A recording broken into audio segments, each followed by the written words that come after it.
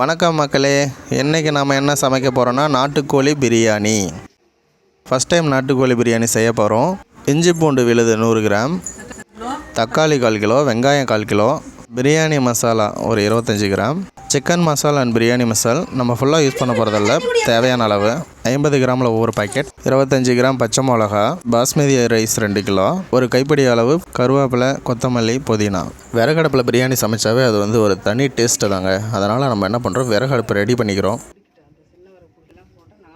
2 கிலோவில் நம்ம பிரியாணி செய்கிறதுனால அதுக்கு தேவையான பாத்திரம் கொஞ்சம் பெரிய சைஸாக எடுத்துக்கலாம். பாத்திரம் சூடானதும் 1/2 லிட்டரு ஆயில் சேர்த்திக்கிறோம்.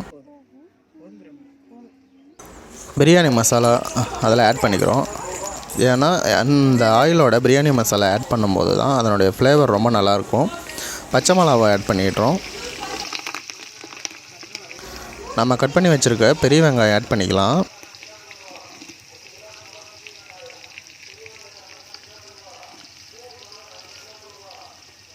பெரிய வெங்காயம் ஃபுல்லாகவே ஆட் பண்ணிவிட்டு அதை நல்லா கிளறி விடணும். வெங்காயம் நல்லா பொன்னிறமாக பொரிஞ்சு வரும். அந்த ஆயிலில் பிரியாணி மசாலா, வெங்காயம் இதெல்லாமே வதங்கி நல்ல ஃப்ளேவர் வாசனை வரும். இப்போவே பார்த்திங்கன்னா பிரியாணியோடைய மனம் வருது. தேவையான அளவு கருவேப்பிலை, கொத்தமல்லி ஆட் பண்ணிக்கலாம். அடுப்பை கொஞ்சம் சிம்மிலேயே வச்சுக்கோங்க, அதிகமாகவும் வைக்கக்கூடாது.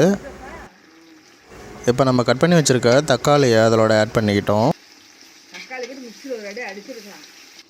ஒரு 2 நிமிஷம் அதை கிளறி விட்டு வதங்கினதுக்கு அப்புறமா அதில் உப்பு ஆட் பண்ணுறோம். ஒரு கைப்பிடி அளவு ஆட் பண்ணலாம். தக்காளி நல்லா வதங்கி வந்த அப்புறம் இஞ்சி பூண்டு பேஸ்ட்டில் தான் மகிமையாக இருக்குது. இஞ்சி பூண்டு பேஸ்ட் அதில் ஆட் பண்ணுறோம்.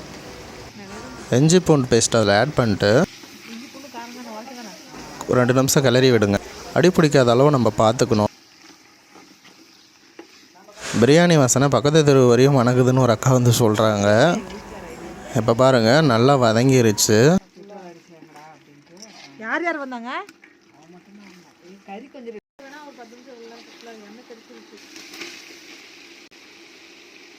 இப்போ நாட்டுக்கோழி கறியை அதில் ஆட் பண்ணிட்டோம். நாட்டுக்கோழி கறி அதில் ஆட் பண்ண அப்புறம் அந்த மசாலா அதில் நல்லா இறங்கணும். நீங்கள் அப்படியே போட்டு அப்படியே விட்டுடக்கூடாது. அது ஒரு 2 நிமிஷம் நல்லா பிரட்டி எடுக்கணும். அப்போ தான் அந்த மசாலாலாம் அந்த சிக்கனில் மிக்ஸ் ஆகி நல்ல ஜூஸி ஃப்ளேவராக வரும் சிக்கன்.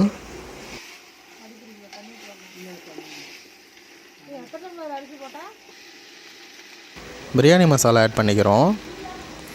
காரம் அதிகம் வேணும்னா நீங்கள் 50 கிராம் ஃபுல்லாகவே போடலாம். நான் அது அதிகம் தான், கம்மியாகவே போடுங்க, உடலுக்கு நல்லது. சிக்கன் மசாலா ஒரு 25 கிராம் ஆட் பண்ணிக்கிறோம்.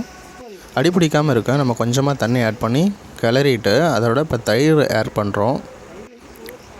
தயிர் ஆட் பண்ணிட்டு கொஞ்ச நேரம் கிளறி விட்டுக்கிட்டே இருக்கணும்.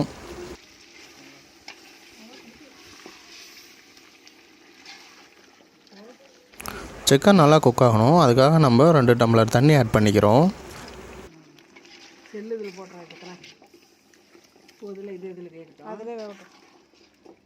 மூடி வச்சுட்டா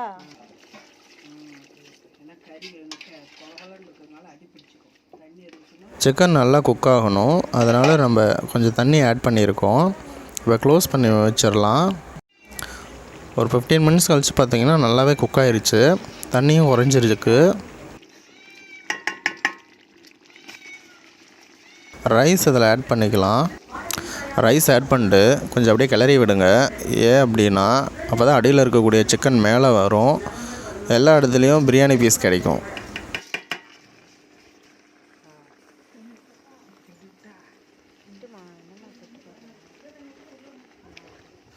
2 கிலோ பிரியாணிக்கு 2 லிட்டர் அரிசி ஆட் பண்ணுறோம்.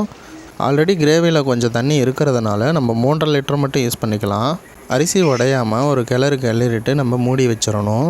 போட்டு வச்ச வீடியோ நான் எடுக்காமல் விட்டுட்டேன்.